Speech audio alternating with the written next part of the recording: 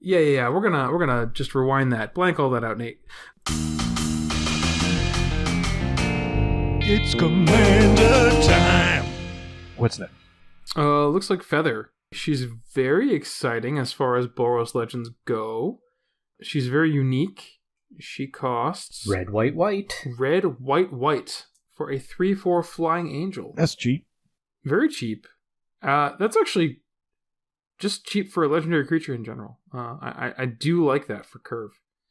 And she says, whenever you cast an instant or sorcery spell that targets a creature you control, exile that card instead of putting it into your graveyard as it resolves. If you do, return it to your hand at the beginning of the next end step.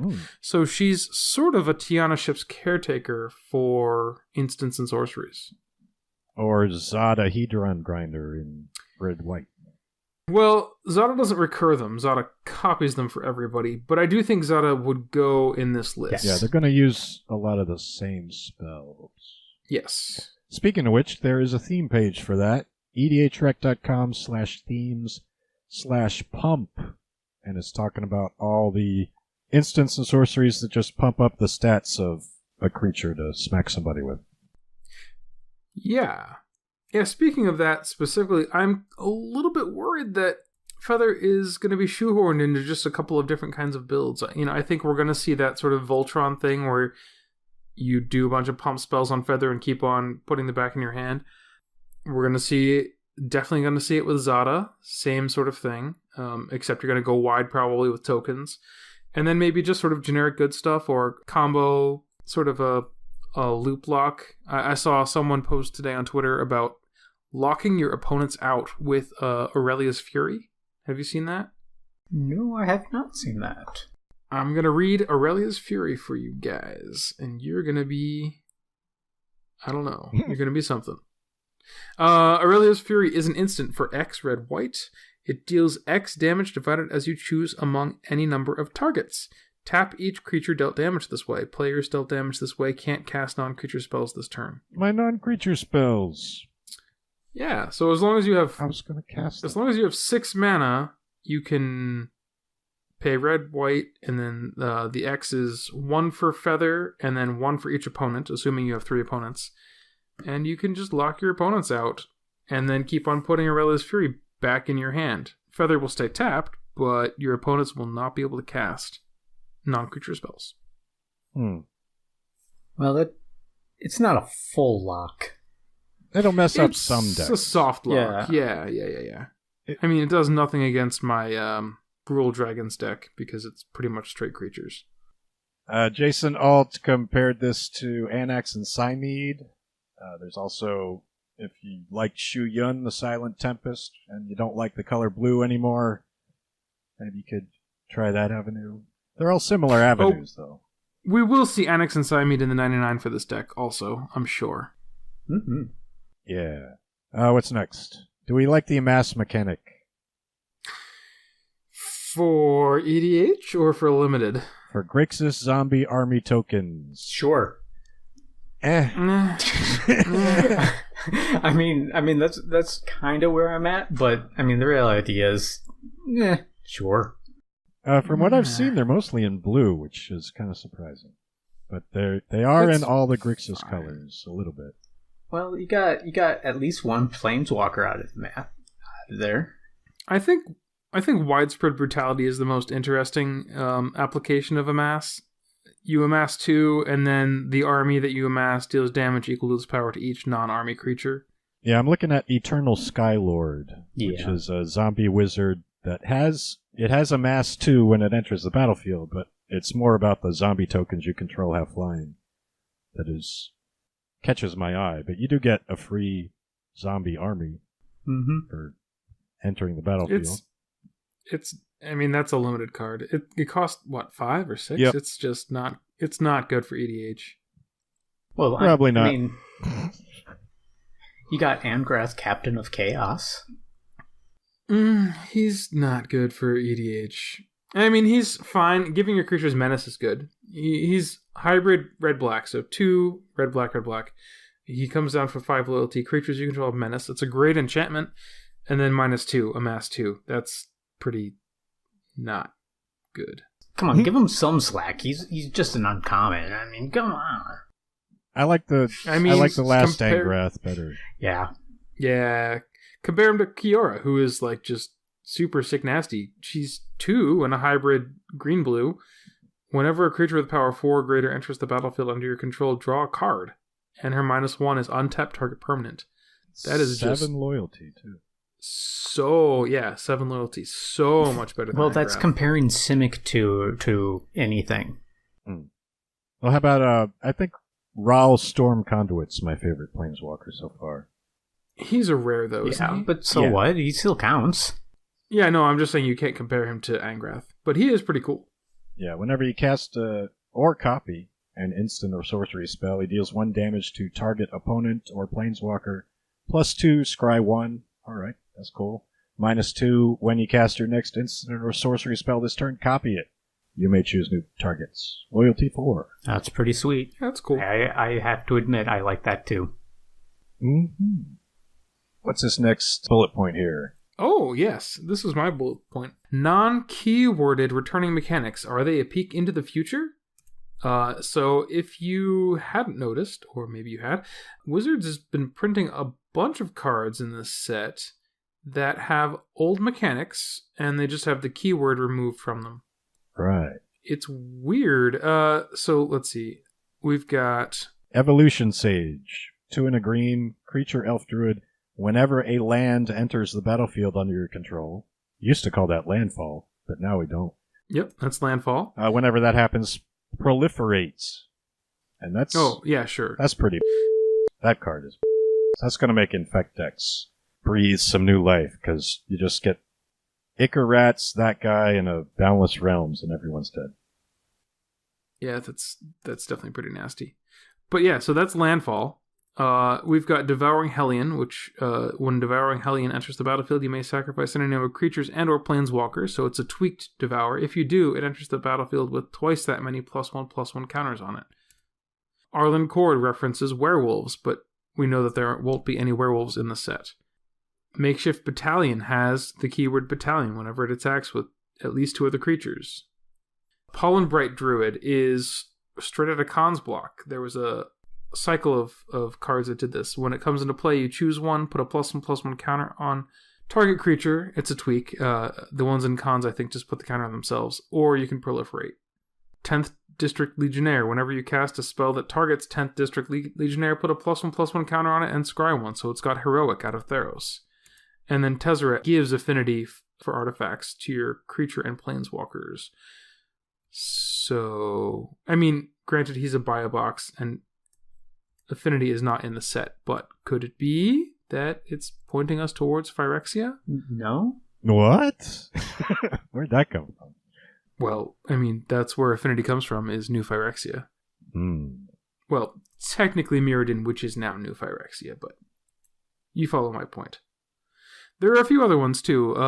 Since I made that tweet, I forget which ones people have been mentioning. We've got, what is that awful mechanic that triggers if you have a creature with power 4 or greater? Ferocious? No, not Ferocious. Yeah. It's the other one. Yeah. It's that really forgettable one. That might actually be Ferocious. But there's the other one as well. Yeah. There is a mechanic from Magic's Past that triggers if you have a creature with power 4 or greater. Yeah, it's from Khan's block. Yeah, it's Ferocious. Is it then Ferocious? what's the other one? The one that was in Dragons. In Naya? Where you total 8 or more power. Or maybe I'm going to make me look it up. them. What is it? What's the... Formidable. That's the one. So, yeah, I just found it interesting that they were doing a bunch of harkbacks like that. What do you guys think? Do you think that this is actually dropping a hint at where we're going next or what they might be doing in an upcoming set? Nope.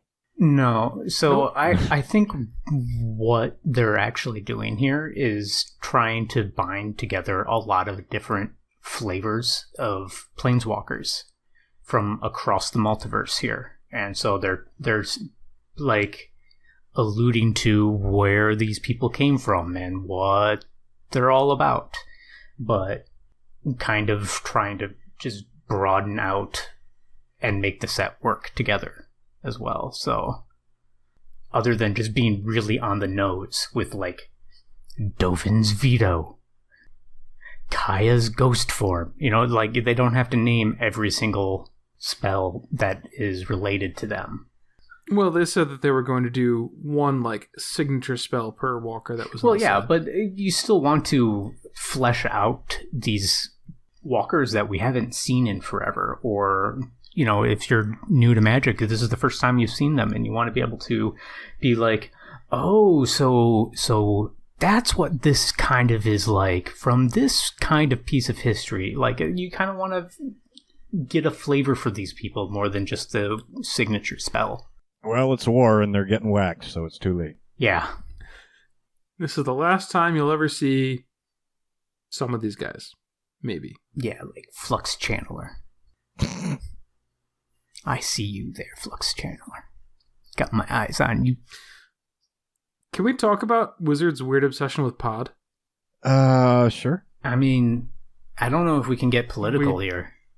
We just got Vanifar, and now we're getting Neoform, which is a green, 1 blue sorcery, sack a creature, and then Pod, and then when the creature comes into play, you can put a +1/+1 counter on it. Yeah, speaking of which, there's a Roalesque Apex Hybrid, which is a legendary human mutant in Simic, and he's got an enter the battlefield effect and a leaves the battlefield effect. Yeah. Which are both relevant. You could Pod Roalesque. Get your value. Roalesque is very weird as a commander, and even in Simic, it's very strange, but I really like it. I don't know what... I'm not sure what to do with it, though. You want to read it, Nate? Or I could read it, I guess. He's got Flying Trample 4/5. He costs 2 green, blue. Roalesque. Apex Hybrid. Say that 5 times fast. Roalesque Apex. When he enters the battlefield, put 2 +1/1 counters on another target creature you control. So yeah, not this one. Can't be Roalesque. Yeah, so it's kind of like Izuri Claw of Progress in that way. He's showing up and he can't put counters on himself.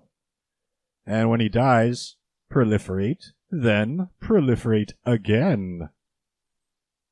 So as a commander, you will have to let him die. He will have to go to the graveyard if you want that double proliferate. Yeah, and he's not in the color black, so... Right. It's very strange. I mean, you do have plenty of regrowth effects, but still, just really weird. Speaking of proliferate, they changed the rules. Ah. Oh yeah, we should talk about that. Yeah. Like, what'd they do? Yeah, so it seems like a very minor change, but it's one change that makes my terrible counters Atraxa deck moderately better, or just pretty much a lot better. I mean, the deck isn't very good. I mean, we're not gonna pretend like it is. Outside of course, Armor Thrall, everybody's favorite Thrall. Patrick just enjoys playing Tiddlywinks with a $50 commander. Exactly. But the difference is that it used to be that proliferate would only allow you to add an additional counter of a type on each permanent or player. Now you can do any number of counters on that target. So it looks like let's see. Choose any number of permanents and or players, then give each another counter of each kind already there. So you don't get to pick and choose what kind of counters. I don't think that's quite... Well, that's what Roalesque says in the reminder. Yeah, it does. But Then give each another counter of each kind already there. I think I read it somewhere else, and it didn't quite have that wording. Let me see if I can find... They changed it again! Oh my god. Yeah, okay, Merfolk Skydiver. Choose any number of permanents under players, then give each another counter of each kind already there. I thought you got to pick what kind of counters you put on it. Used to. Yeah, Well, no, you used to pick one type of counter and get one more, but I thought that the updating Like, let's say that it had 3 kinds of counters on it. You could choose 2 and just proliferate those ones. It doesn't look that way. No. From it doesn't. how these words are ordered in this sentence and how I'm interpreting it. Based on how words mean things. Yeah. Well, if those of us who listen to Commander Cast know that words have no meaning. Yes, no, but zero with that. Any other notable legends for you guys? I mean, I just want to build Feather, but I should probably maybe wait a little bit before I commit myself to building Feather at this point. But it looks fun. It might be fun. I don't know. We'll see. Like I said, I feel like she's gonna get. I feel like I could already tell you where all the feather decks are gonna go. Yeah, but here's the thing. I don't care. That's fair. We have been just drowning, or not drowning. We have just been starving for a decent Boros legend, and now that we have it, it's just. I mean, just because want to do that cool feather thing. Yeah, just because a deck is on rails does not make it not fun to play. It just means that from deck to deck, it's going to be relatively the same. It's the same kind of thing as Gitrog Monster was. Mm. I mean, anybody who loves their Gitrog Monster just goes I don't care that it looks the same as every other Gitrog Monster deck out there. It's fun for me to play. And so, there you go. Well, you're not wrong. But, let me point out a pretty cool open-ended commander that just came out. One that really intrigues me from Golgari is Storev Devkarian Lich. It's another 5/4 for 4 with trample, just like Neheb. But whenever Storev deals combat damage to a player or planeswalker, return to your hand target creature or planeswalker card in your graveyard that wasn't put there this combat. Yeah, Don calls this Bad Marin. It is Bad Marin, but it's so cool.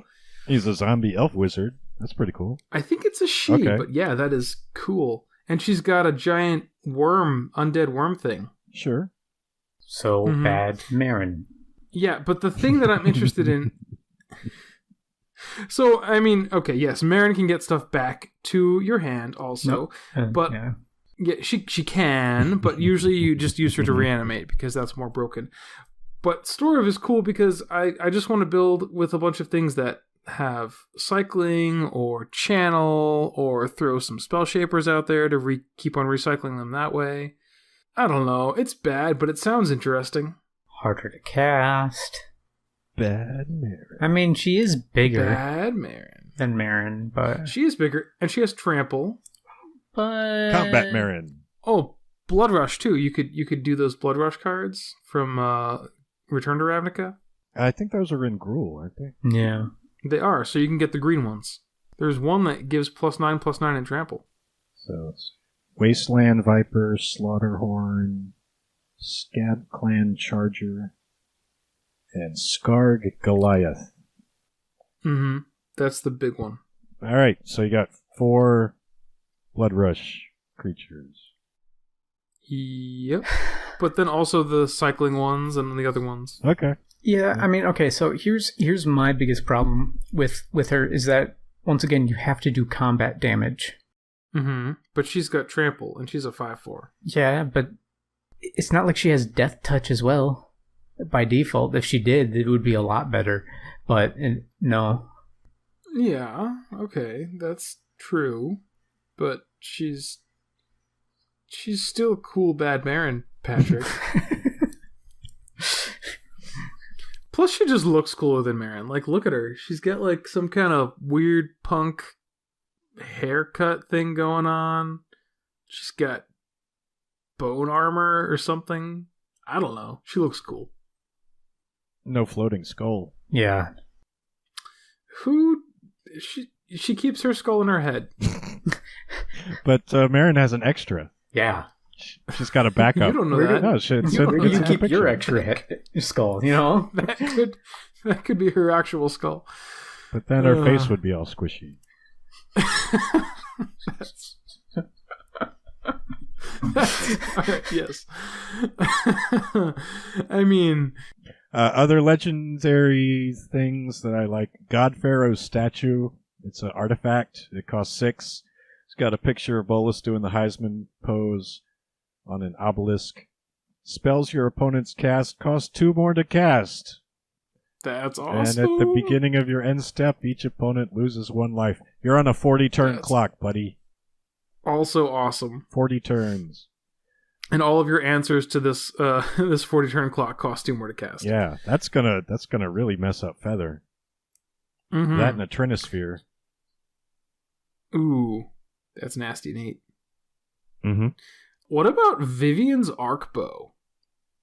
That's another legendary artifact from this sort of colored legendary artifact cycle. So Vivian's Arc Bow is an artifact for 1 and a green. It's a legendary artifact. You can pay X and tap it and discard a card. Look at the top X cards of your library. You may put a creature card with converted mana cost X or less from among them onto the battlefield. Put the rest on the bottom of your library in a random order. So... yeah, I don't know. I kind of like it because it's instant speed. So you just sink all of your mana into it at the end of an opponent's turn, and boom. And it's got really good art too. But the art aside, I think the effect is good. It goes really, really well with Sylvan Library. You get to peek. Yeah, because you get to set it up. So you put the most broken thing on top, and pay 1 mana and discard a card, and then you drop a Vorinclex for 1 and discarding a card. Or whatever, Yeah. We got anything else for this episode? I don't think so. Just if we want to go over our last games at this Patrick, point. there's one more that you want to talk about, I think.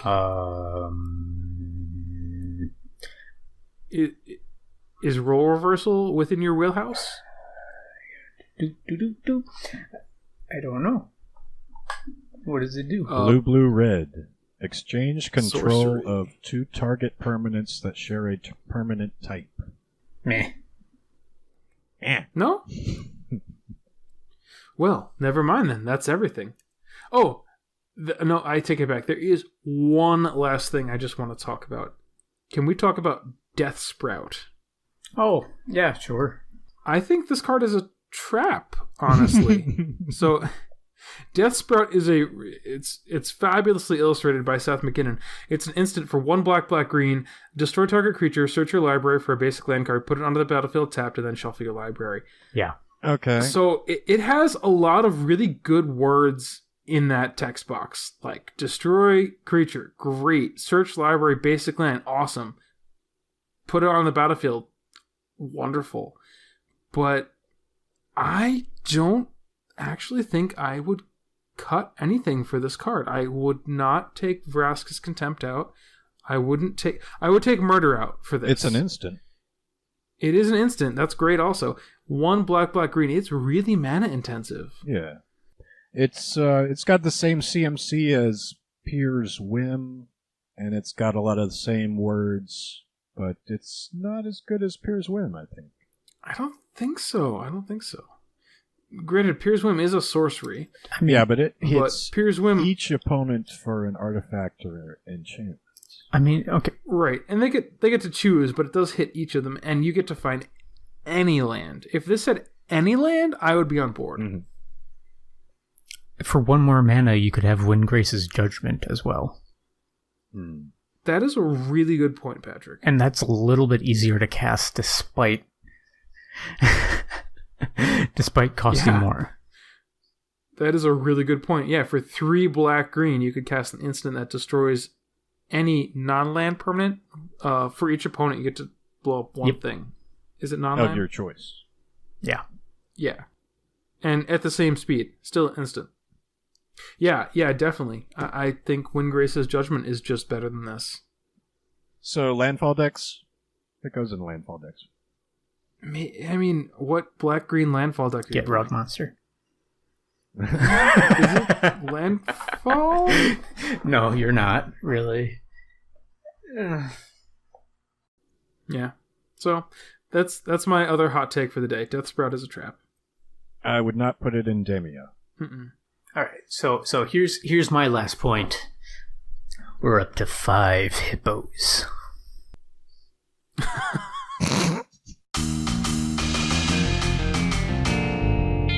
Our last game. And that's our episode. I'm going to hit stop Oh now. my god. That was amazing. Wait, we do have to do our last game, don't we? No, I think that's strong enough, and we've been going for a while. Oh, that's our opening stinger. Okay, our last game. Let's see. The highlight from my last games, I had my new Damia deck, and it's a landfall deck, and my opponent tried to mill me out with Traumatize and Fraying Sanity. And you would have gotten away with it, too, if it weren't for this meddling Kozilek Butcher of Truth in my deck, which shuffled my graveyard back into my library. And then on my next turn, I tapped all my lands, because I had a bunch of lands. It's a landfall deck, and I got Boundless Realms out earlier. And then I cast Turnabout to untap all my lands, and then I retapped all my lands, and I used Una to exile 50 cards. That is a very solid line of play right there, Nate. One that sounds very familiar against Dean and I. Yeah.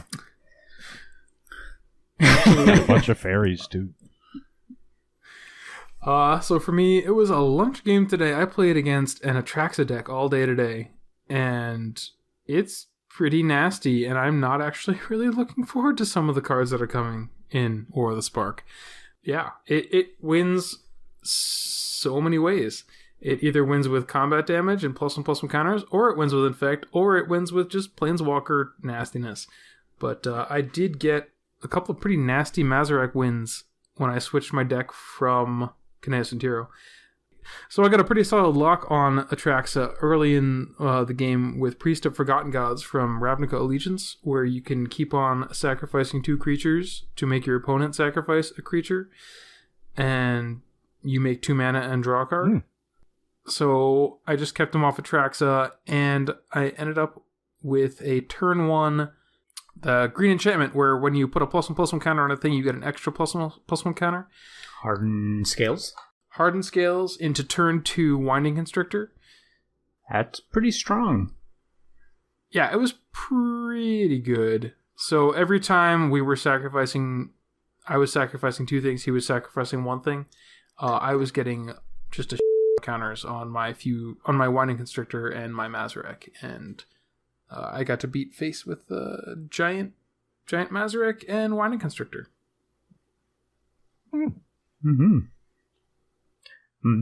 My work does it has started a monthly geek off thing, where by geek off I mean apparently another group of guys in another division all love playing Warhammer 40k, and they decided to broaden their reach to the rest of the company, and included me in playing Magic, where there was only one other guy there who knew how to play Magic. So we played we played my 2-sleeved pre-con decks for just such occasions where there are people who are either new or don't know how to play or don't have their own deck. We can just face them off against each other, which it happened to be Saheeli versus the Windgrace deck, and those are really well balanced against each other, and Windgrace is silly. He is just a silly card. The amount of just card advantage and selection you get out of him is just dumb. And that's kind of where I walked away from on that. Doesn't he just get grindy though? I mean, so I mean, I don't see what the problem is.